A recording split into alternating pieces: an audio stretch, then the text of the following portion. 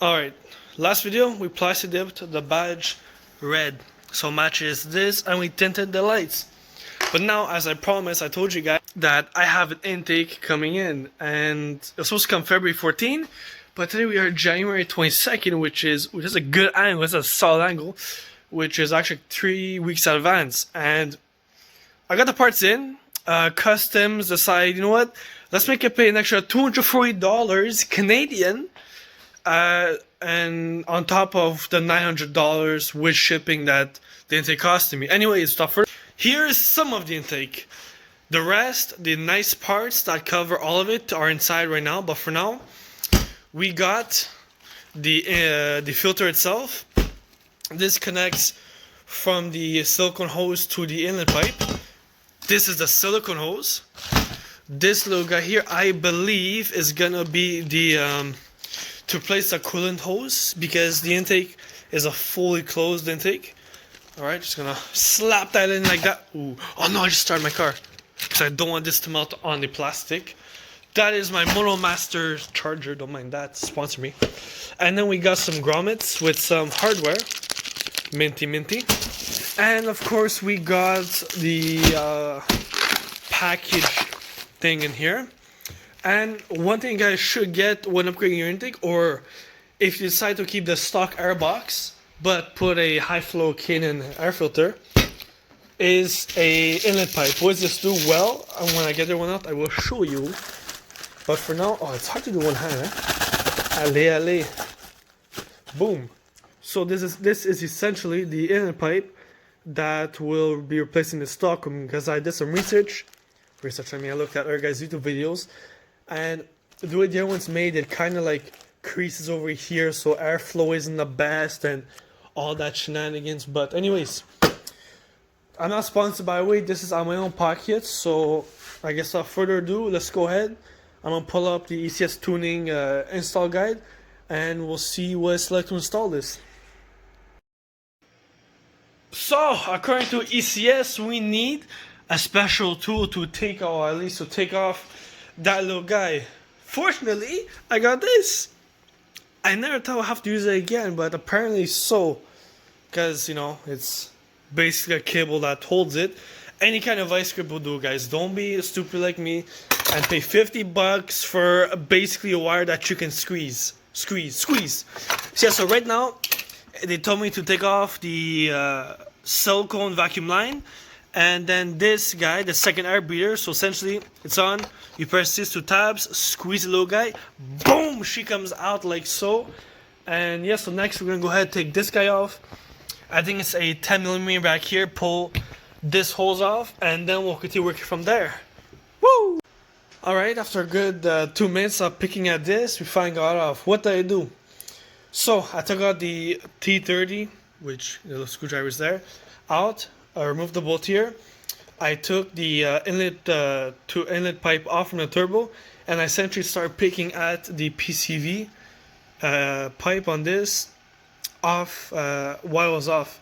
So basically I picked over here and it came off, so no need to take out the coil pack harness, all that stuff. So essentially, what does this do? And why do people go for upgrades? Well, and this one over here, this connects to a turbo, this is from your intake. Essentially the air, I don't know how to properly word it, but in this way the air is like squeezed, while from the aftermarket one it kind of remains, I guess you could say, the same shape or form. So it's a smoother floor, and you get much better lower end torque. So I'm gonna swap this in, and you can tell the inside, like it's much. Actually, yeah, even the inlet's bigger. Yeah, so we'll swap this and we'll proceed with the video. So we just installed the CTS turbo inlet. Please sponsor me. It's all solid, looks good, nice aluminum. The T30 is torqued to my arm specifications. Next, what you want to do is you're gonna have two little bolts on the side here. Let me just show you right here. Your stock intake. You have these two little bolts here. You're gonna want to take those guys out, and then basically just pop the front portion of the intake off. And next, you're gonna go ahead and replace your coolant hose that connects from your block to your rad. or at least align to your rad, and then we'll go ahead and proceed from there. I'm saying proceed a lot in this video. Oh well, you guys are watching. Alright, so once you take the coolant line off, you can go ahead and switch it with the one supplied by ECS Tuning. So be careful because this is gonna, I would say, spray out. So put your thumb to one side at a time and have a hose and line ready because it's gonna be a mess. And next, keep it to one video. You want to go ahead and take your underpound the filter and connect it to the main part of where it gets the air from. So it's gonna be the three M6 by 20mm bolts, and you're gonna go ahead and put a little gasket under and make sure it's loose, as you still have to put it in the car. Alright, so once you get those two little guys done, I actually went ahead and just got it all done because stopping recording is tiring. It's also 11 o'clock right now. And yeah, so I'm gonna go ahead finish up with the carbon fiber intake, which is gonna be all around here. And that's about it. So what, you put the intake like that, the metal part here, and your silicone hose there, and that's about it really. Then what I have an order right now is a little secondary filter for this guy, Amazon, 20 bucks, and that's about it. Next, the cover, and that's about it.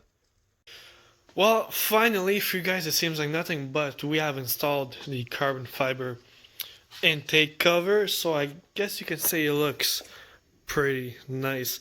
Other than that, you can't do much in here. I have to drain my coolant because I noticed it's brown as I was making sure no air was in it because I changed this hose here. Other than that, it's really, the intake sounds like crazy. All I'm waiting for now is my filter to come in because I know that these cars have that, a secondary air filter. You can actually go on Amazon and order one. It's the diameter is 1 inch, so I got that with one zip tie or hose clamp. And other than that, it's really simple. So what we do, inlet pipe this, it took me about 90 minutes, 2 hours, not even. And that's also because, you know, my tiny box is a mess, but that doesn't matter. I have a big one at work.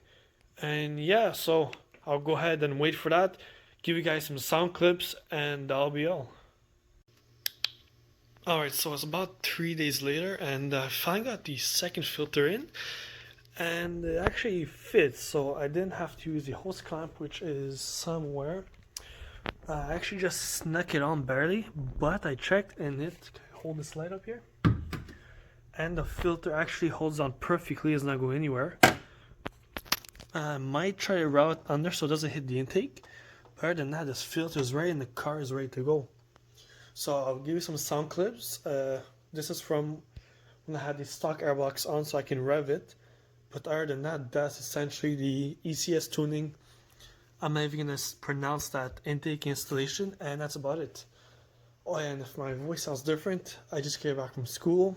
I'm studying hybrid electrics, and it's quite interesting actually. That's the future of cars. So yeah, be sure to like, comment, and subscribe, and I'll catch you on the next one.